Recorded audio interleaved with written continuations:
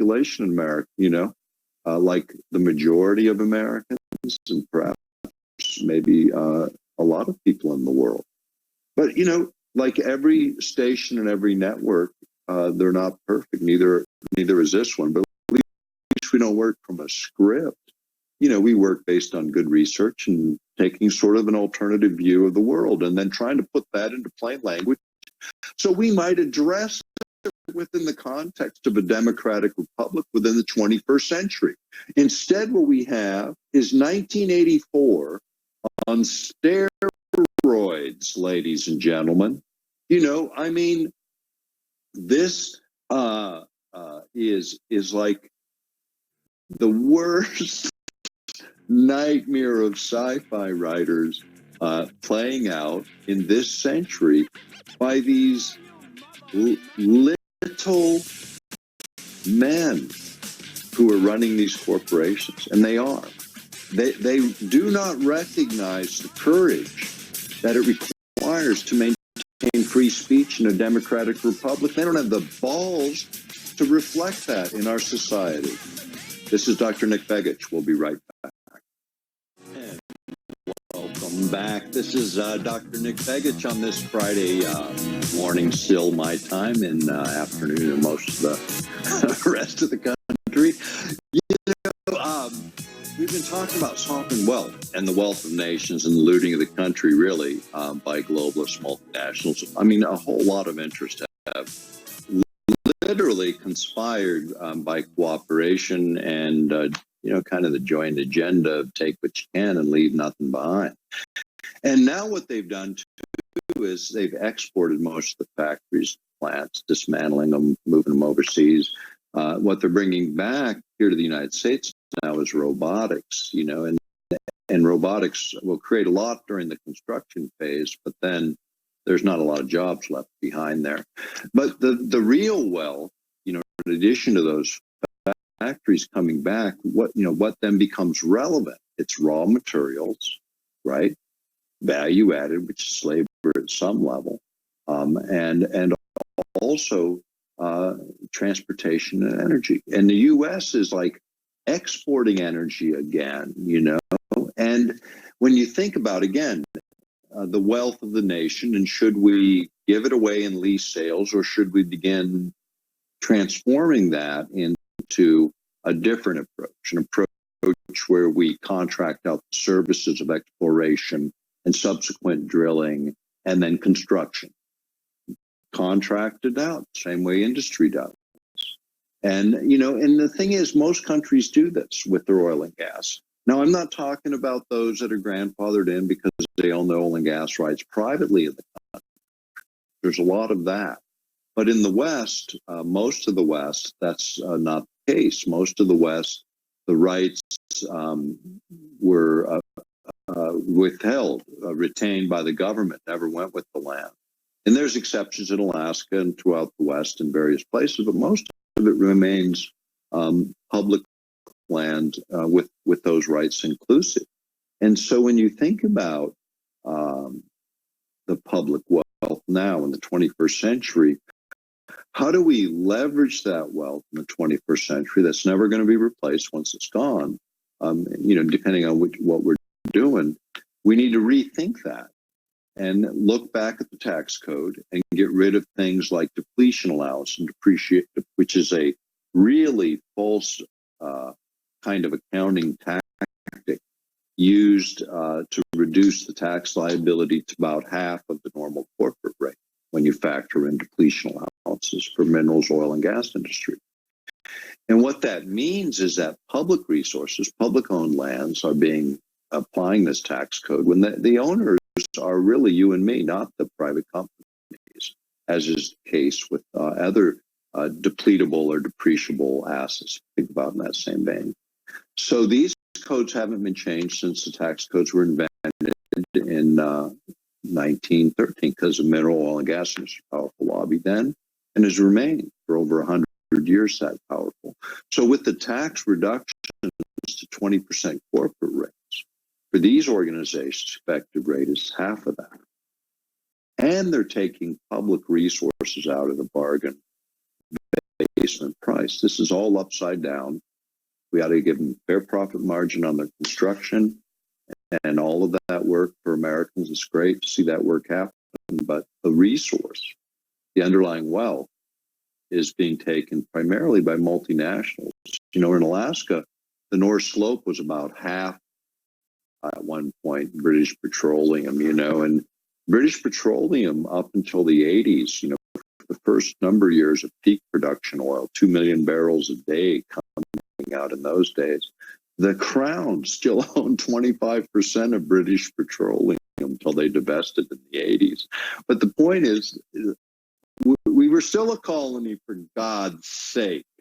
Come on, think about it. We're still paying the Crown up into the 1980s on money made by their multinational hold in these corporations. It's kind of ridiculous, isn't it? Stop and think about this. It's just a shell game, in terms of how we create new words, new ideas, new syntax to throw into the mirage that we're living in and call it reality. And, that's my friend Ashraf. I want to tell you about Ashraf. Ash is a good guy. He's in his 80s. And he was talking to me, and he says, it's like the Colosseum, we're the last act. And it's true. And Ashraf, he comes from a really interesting background. He was raised by his grandparents in Egypt in the 1950s. And in Egypt in the 1950s, it's quite a different place. And his grandfather happened to be the prime minister at the time. So he is in kind of a privileged position to see Egypt in the 1950s. And, he lives in the United States, has, since the 70s, 60s, I think. Anyway, a long time from college on, and he had a career here and did his thing here. And the changes when he went back after so many years, it's not just the culture moving to Europe, but the culture that resides there now is not the culture in the late 60s, early 70s, not at all. It's unfortunate. He's sad, grief-stricken, I would say, more so in what's happened to Egypt and the Middle East in general. He says, don't go there, Nick, don't go there. It's not safe. It's not what it was, and that's a sad thing. I think if we spoke of our nation in that manner, if it were so changed. My friends, my business partner in Germany left Germany. He now lives somewhere else in the world, in Thailand, because Germany became so hostile to him in terms of both taxes and culture. It just changed dramatically. And, my time traveling back and forth for the last 25 years in and out of Europe, I can tell you it's a dramatic change throughout most of Europe because of what they've done. And in the last segments, there was comments on that and what's happening there. The globalist agenda is to acquire the wealth of nations. This is the agenda. Everything else recorded is symptomatic of that agenda, whether it's pharmaceutical industry, the military-industrial complex, the academic complex. It's really about not just screwing the guys jumping over the wall, it's screwing everybody in just different ways. Why is 10% of Mexico's adult population trying to run away to America? Because their government's corrupt, and every time they try to have a revolution, we prop them up. In Yucatan, they tried to have one, and the Clinton administration propped up the government. They're the most corrupt government, anywhere near us, and it's on our border. That has been the problem. Now, they elected new leadership there. Let's see what happens, But maybe they change it, maybe they don't. But, they're a sovereign nation. They need to be accountable to their people just like everybody else. Or have a revolution, for God's sake. That's what we did, and it worked out pretty well a couple hundred years ago. I think everybody would agree. Sometimes you need a revolution, and we had one. And now we need a revolution of spirit and mind and heart in this country, not a violent revolution. The stuff the left is trying to whip up by dividing us under some tribalistic nonsense and rhetoric. And you picked all that out of the last 2 days of rhetoric, from these guys inflaming the tribalism of the nation and the world. Let's divide everybody and hack them up into little subsections of what this great nation is about. What a bunch of nonsense. All they do is amplify the division. That is not what this nation needs. That is the diversion. The left is diverting us in one direction, and aspects of the right, and I voted Donald Trump, so did my oldest son, Nicholas, much to the chagrin of the rest of my family. But I'm disappointed in one thing, because on the right, it's about abortion and the border and other things, and they're all important. But the big enchilada, the national wealth, as expressed in the P&L statement and the taxes given away to corporations to see we stimulate some here, and, the crumbs thrown to the rest. So let's remember, those corporate changes were permanent. Ours are temporary. Let's decorate the mahogany with the truth. What's the long-term program? And are we part of that program? Coming back next, I want to talk about the programming of the nation for the globalists and what that means. We'll be right back. This is Dr. Nick Begich in the InfoWars. And welcome back. This is Dr. Nick Begich in this fourth hour. I want to encourage people to support the InfoWars.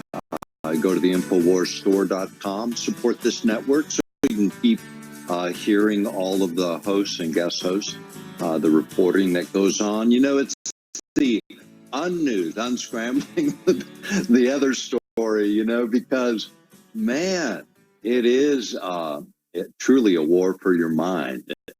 And that's the part I want to get into. I'm talking about the looting of the nation. You keep the shell game going over here, people worrying about social issues, they're not important. Well, they're looting us. This is important.